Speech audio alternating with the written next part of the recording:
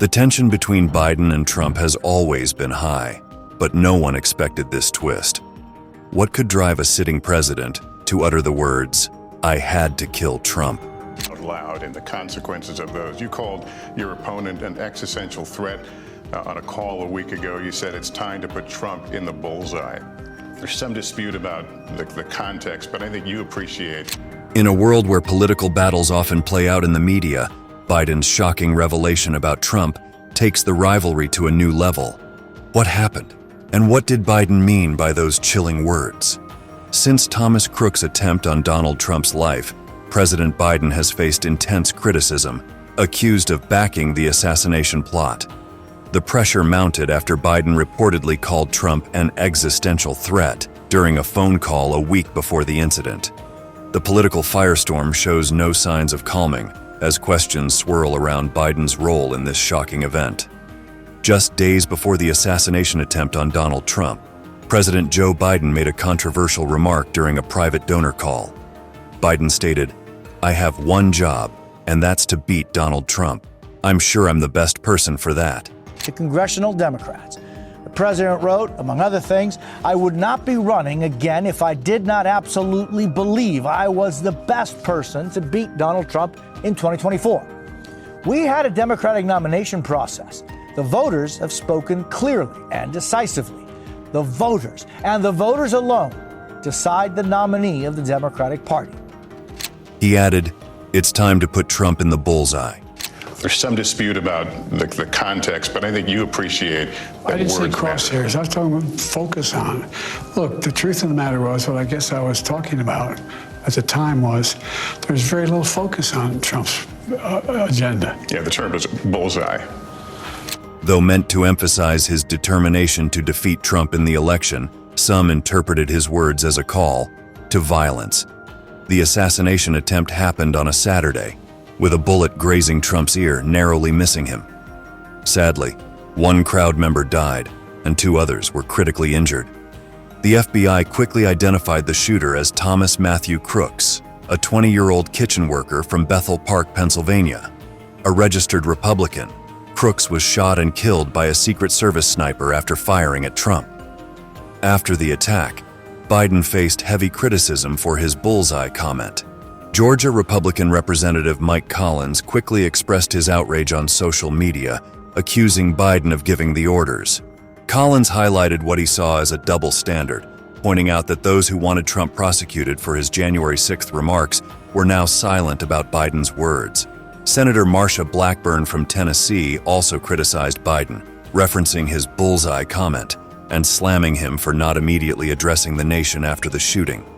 She urged Biden to speak directly to the American people, saying, "We do not settle our differences with violence." Biden eventually condemned the attack, calling it sick, and urged Americans to stand together against violence. He addressed the nation from his home in Delaware on Saturday night and returned to the White House the next day. Colorado Republican Representative Lauren Boebert told 9 News on Saturday night that she believes Biden's rhetoric directly led to the assassination attempt on Trump. President Trump was literally put in a bullseye after the sitting president of the United States called for him to be put in a bullseye, she stated. Rural counties in Colorado, and I am seeking to earn the support and votes from 20 more plus Douglas County. And having that on the ground work has shown so much unity in the Republican Party and bringing unaffiliated voters on our side. Having bipartisan legislation, having good governance in Washington, D.C., opening up the House floor for amendments to empower representatives to represent their constituents, and even working with our state's senators to get legislation across the line. When asked if Biden should be held accountable, she replied, "I do believe Joe Biden is responsible for today's shooting." The rhetoric from the left has escalated to this moment.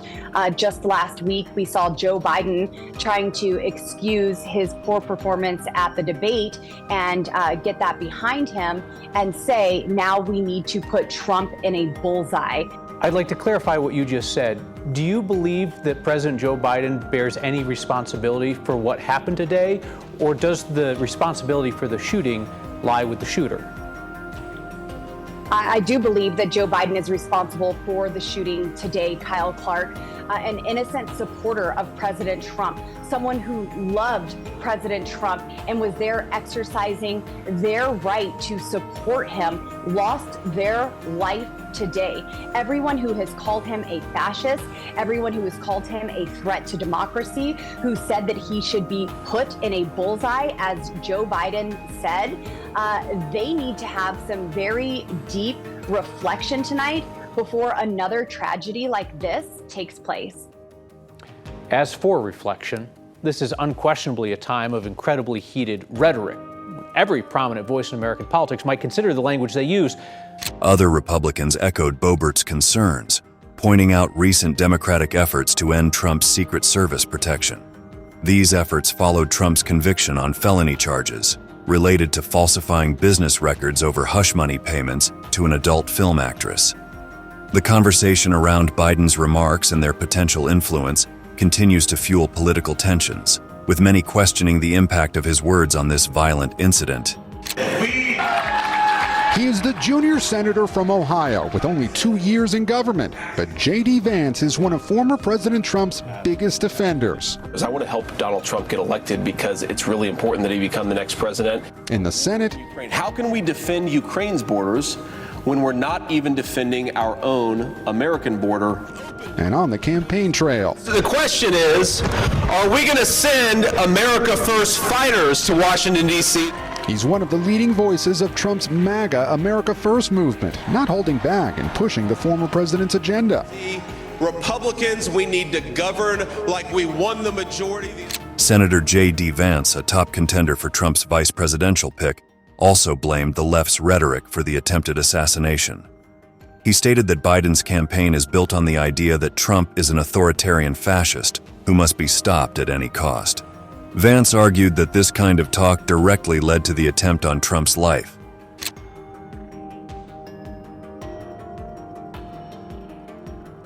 South Carolina Senator Tim Scott shared similar views, accusing Democrats and the media of dangerously fueling fears by labeling Trump and conservatives as threats to democracy. Scott warned that such heated rhetoric puts lives in danger. When asked if his bullseye comment contributed to the assassination attempt, Biden admitted it was wrong to use that term. The fallout from Biden's words continues to spark intense debate, with many questioning the real impact of political language on public safety. And the consequences of those. You called your opponent an existential threat on a call a week ago. You said it's time to put Trump in the bullseye. There's some dispute about the context, but I think you appreciate that. I didn't say crosshairs. I was talking about focus on.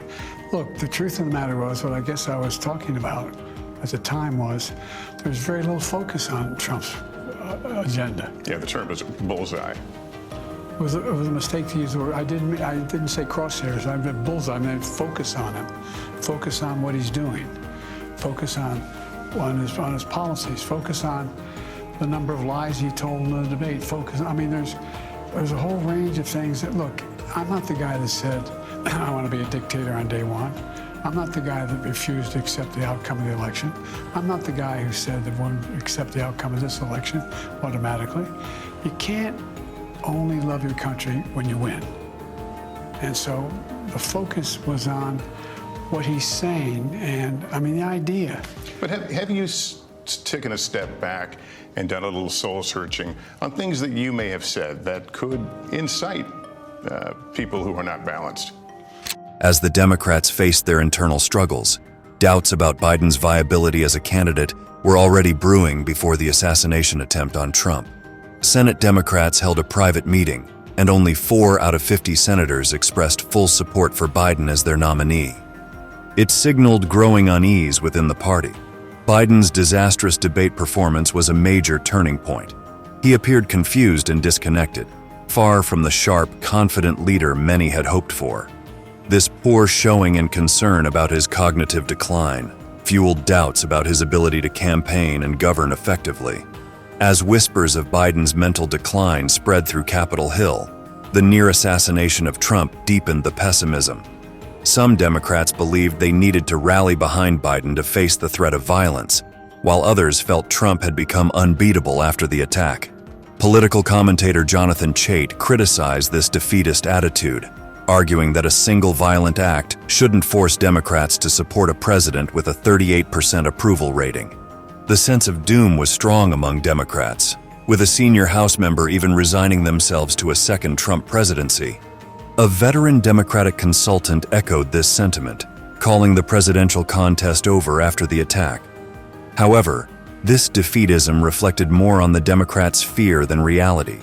Polling data showed that the Democratic Party was still in decent political shape. Biden was the weak link. Voters favored Democrats to run Congress by a narrow margin, and Democratic Senate candidates were consistently outperforming Biden. For instance, a New York Times Siena College poll found Biden trailing Trump by 3 points in Pennsylvania, while Democratic Senator Bob Casey led his Republican challenger by 11 points. Biden's recent interview with Lester Holt of NBC was another disaster. He struggled to speak clearly, using short, clipped sentences through a hoarse voice. Do you just not say anything because it may incite somebody? Look, I have not engaged in that rhetoric. Now, my opponent is engaged in that rhetoric. He talks about there'll be a bloodbath if he loses, talking about how he's going to forgive all the, I guess, suspend the sentences of all those who were arrested and sentenced to go to jail because of what happened in the Capitol. When asked about the Secret Service's performance, Biden rambled about shaking hands on January 6th. When asked about the head of the Secret Service, he mistakenly referred to her as a man. Besides Biden's obvious health decline, he and Trump have clashed over many critical issues, especially the U.S.-Mexico border. The border has been a hot topic in American politics, with Biden and Trump representing two different approaches. I really don't know what he said at the end of that sentence. I don't think he knows what he said either. Look, we had the safest border in the history of our country. The border, all he had to do was leave it. All he had to do was leave it. He decided to open up our border, open up our country to people that are from prisons, people that are from mental institutions, insane asylum, terrorists. We have the largest number of terrorists coming into our country right now, all terrorists, all over the world, not just in South America, all over the world. They come from the Middle East, everywhere. All over the world, they're pouring in. And this guy just left it open. And he didn't need legislation because I didn't have legislation. I said, close the border. Trump took a hardline stance on immigration, famously pushing for a border wall.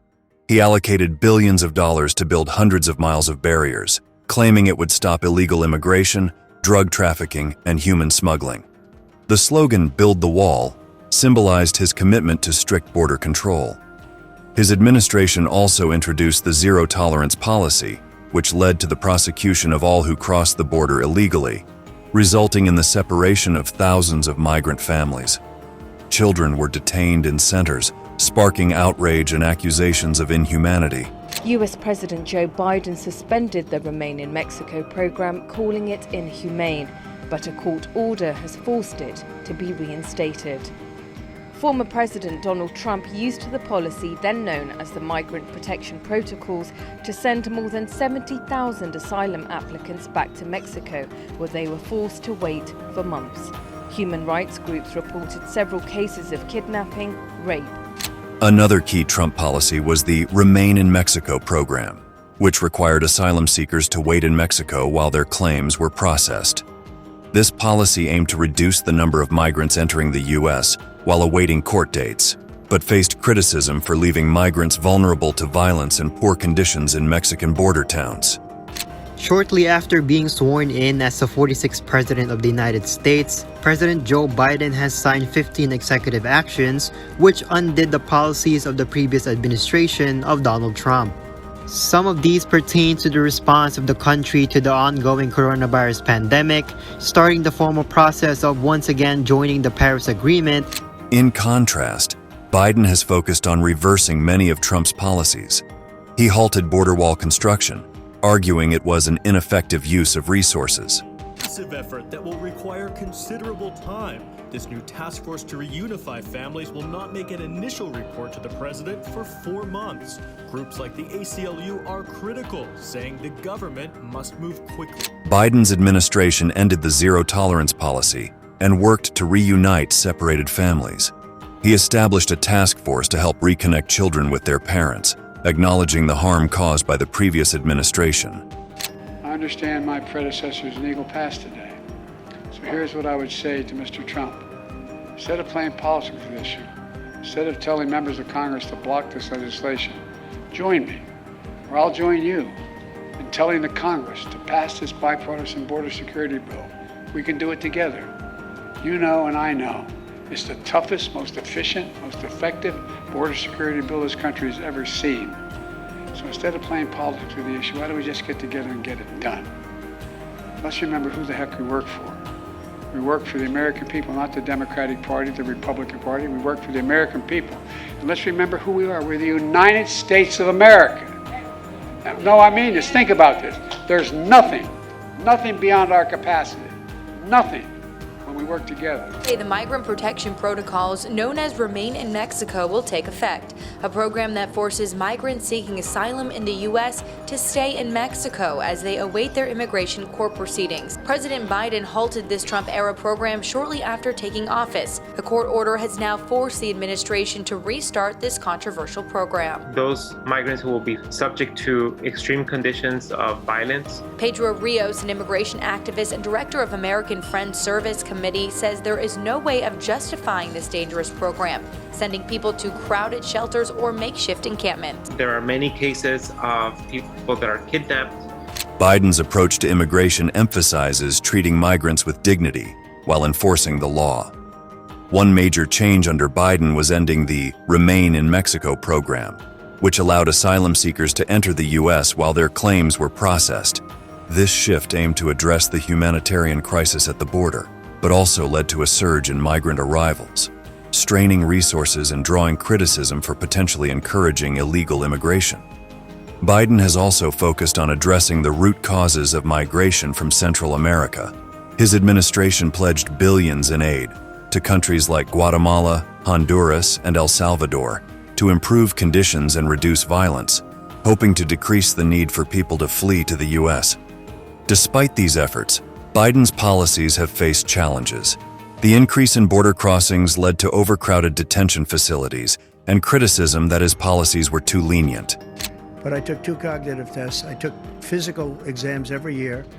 And, you know, we knock on wood wherever we may have wood, that I'm in very good health. I just won 2 club championships, not even senior, 2 regular club championships. To do that, you have to be quite smart, and you have to be able to hit the ball a long way. And I do it. He doesn't do it. He can't hit a ball 50 yards. He challenged me to a golf match. He can't hit a ball 50 yards. I think I'm in very good shape. I feel that I'm as in good a shape as I was 25, 30 years ago. Actually, I'm probably a little bit lighter.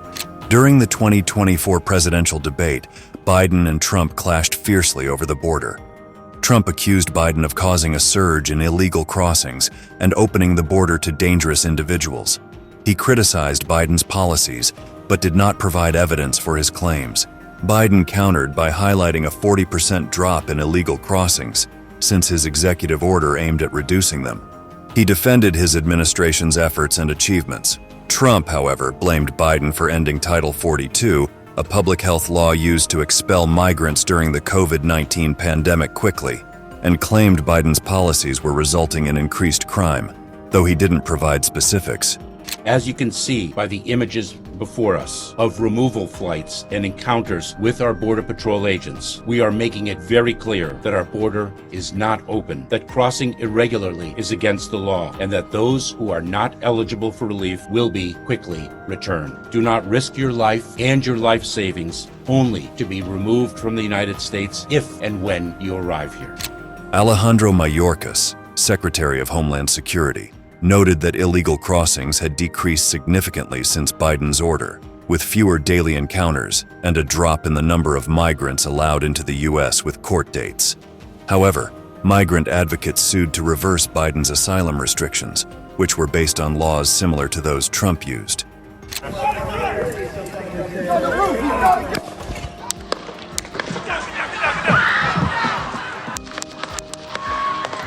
Gunfire erupted at a campaign rally for former President Donald Trump in Butler, Pennsylvania, Saturday. Trump said a bullet struck him in the ear. Here's how the attack unfolded. President Trump was speaking from a stage located here, with Secret Service snipers in position on the roof of a building behind the stage. The suspected gunman was on the roof of another building less than 450 feet away from where Trump was speaking, with a clear line of sight. In the days leading up to the shooting attempt, questions arose about Biden's possible involvement. On July 12, 2024, just a day before the attack, Austin Private Wealth placed a put option on 12 million Trump Media and Technology Group, TMTG, shares. A put option bets that a stock's value will drop, suggesting a potential financial motive if Trump were killed. This move fueled the speculation about possible foul play connected to Biden's administration. Together in the heart of our nation's capital. The siege on the Capitol, fueled by conspiracy theories. Our election victory stolen by radical left Democrats. They rigged an election. They rigged it like they've never rigged an election before. That have defined Trump's presidency. Now those ideas, which used to be on the fringe, are in the mainstream. Conspiratorial thinking is a feature of this president. The timing of Austin Private Wealth's filing raised suspicions and sparked conspiracy theories. Screenshots of their put option on Trump Media and Technology Group, TMTG, circulated online, but soon vanished, adding to the intrigue. It was revealed that the alleged shooter had appeared in a BlackRock commercial, prompting the company to pull the ad and condemn the attack, which only fueled more speculation. Austin Private Wealth denied wrongdoing, claiming the filing was a clerical mistake. They said they only held 12 contracts, not 12 million shares as initially reported, blaming a third-party vendor for the error. The incorrect report filed on July 12th was corrected on July 16th. Despite their explanation, the controversy continued to grow, with many questioning if there was a deeper plot.